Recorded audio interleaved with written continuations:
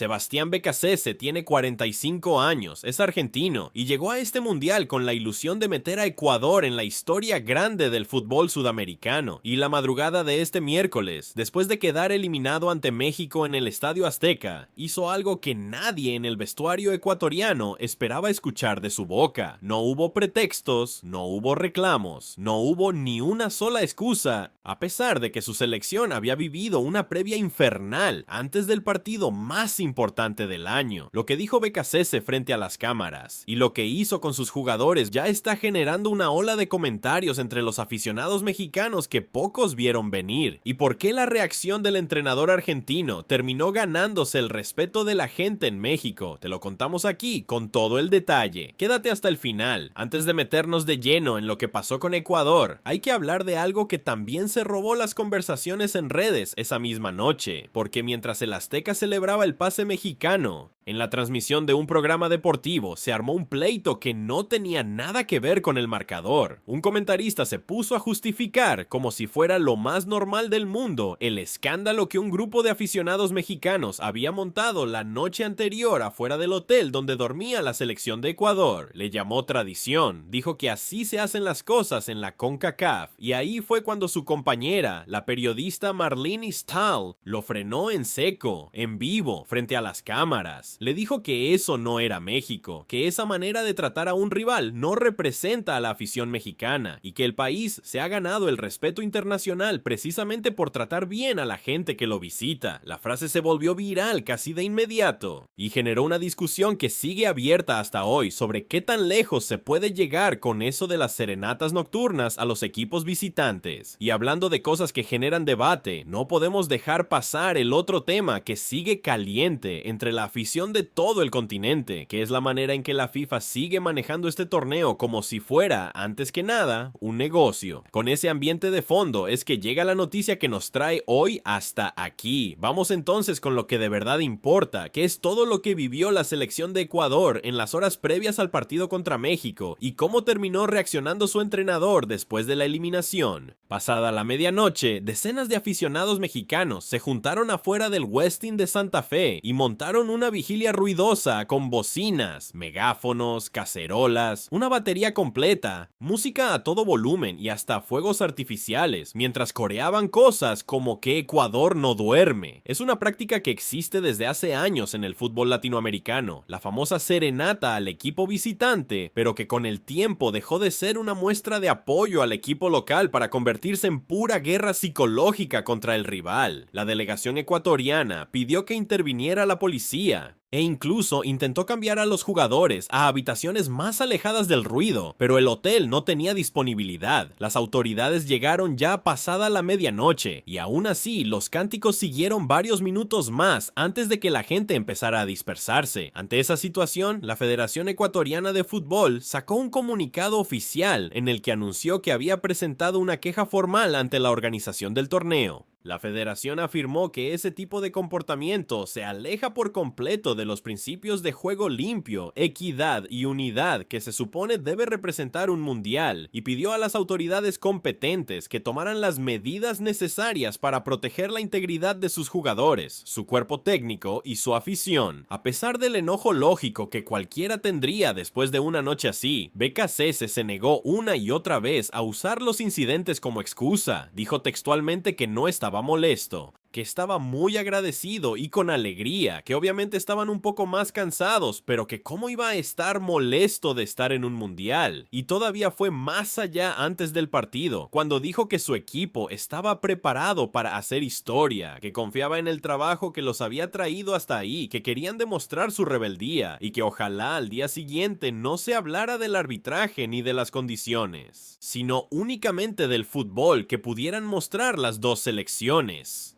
Fue clarísimo al decir que ahí no ponían quejas ni excusas, que ese equipo estaba dispuesto a jugar donde fuera necesario. Reconoció el paso perfecto que había tenido el equipo de Javier Aguirre en la fase de grupos, sin recibir un solo gol, y admitió que enfrentarían un partido durísimo, donde sus jugadores tendrían que sacar lo mejor de sí para poder ganar. Dijo que sabían que iban a tener una adversidad extrema, tanto en el ambiente del Estadio Azteca como en los momentos previos al silbatazo inicial, inicial, pero que todo se termina viendo en la cancha. El partido, que estaba programado para las 7 de la noche hora del centro de México, tuvo que retrasarse casi una hora por una tormenta eléctrica que obligó a activar el protocolo de seguridad de la FIFA, el mismo que existe para proteger a jugadores y aficionados cuando hay riesgo de descargas eléctricas cerca del estadio. Cuando por fin arrancó el juego, con el Azteca completamente lleno, México salió a dominar desde el primer minuto. Al 22, Julián Quiñones aprovechó un pase filtrado desde la banda y definió con categoría para poner el 1-0. 8 minutos después, al 30, llegó el segundo, cuando el propio Quiñones asistió a Raúl Jiménez, que definió para poner el 2-0, su segundo gol en la historia de los mundiales. Con esos dos goles bastó, porque el guardameta mexicano Raúl Rangel se mantuvo firme el resto del partido y no volvió a recibir ninguna anotación, dejando la portería mexicana en 0 durante todo el torneo hasta ese momento.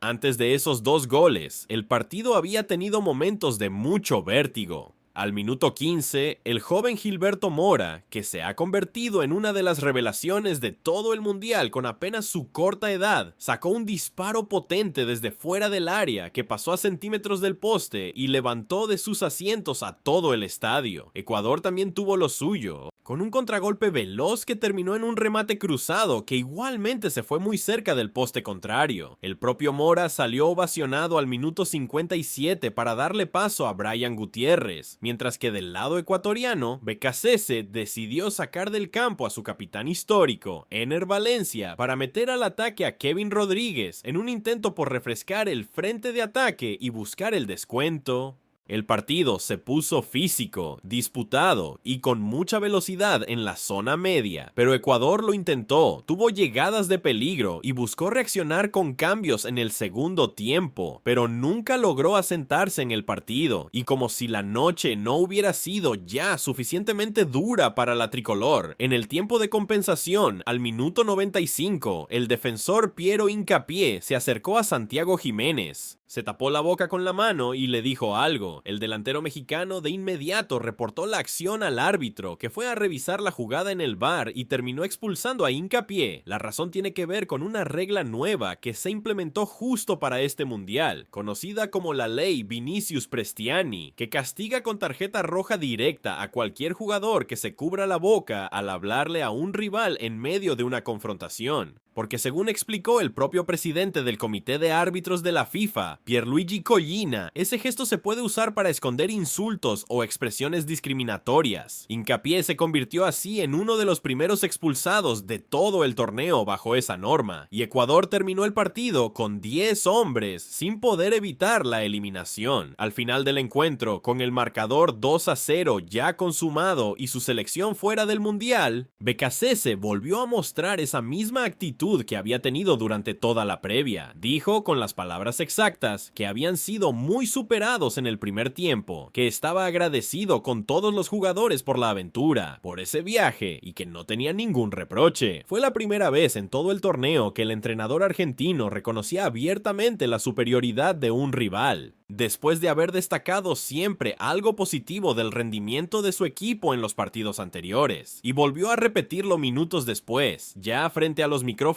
de varios medios, cuando dijo que solo tenía agradecimiento para los jugadores y para el país, que no tenía reproches y que su equipo había intentado reaccionar sin conseguirlo. Esa forma de perder, sin excusas, sin señalar a nadie, y encima reconociendo con total honestidad que México fue mejor, fue justamente lo que empezó a generar comentarios de respeto entre la afición mexicana en redes sociales, en el mismo momento en que todavía circulaba la polémica por los abucheos y la vigilia frente al hotel. Para muchos aficionados en México, la manera en que Becasese manejó la derrota, sin victimizarse a pesar de tener motivos de sobra para reclamar, terminó contrastando fuertemente con la imagen de los aficionados que habían protagonizado el escándalo nocturno, y eso ayudó a que la propia periodista Marlene Stahl, la misma que había defendido a Ecuador en plena transmisión, insistiera en que ese comportamiento no representaba a la verdadera afición mexicana. Ahora la gran pregunta que queda flotando es, ¿qué va a pasar con el futuro de Becasese al frente de la selección ecuatoriana? Su contrato tenía vigencia únicamente hasta la participación de la tricolor en este mundial. Y días antes del partido contra Alemania, en la fase de grupos, el propio entrenador había dejado entrever que una eliminación significaría su salida del cargo. Dijo en aquella conferencia que tenían la posibilidad de avanzar y que si las cosas no se daban, se tendría que ir de un lugar al que quiere mucho.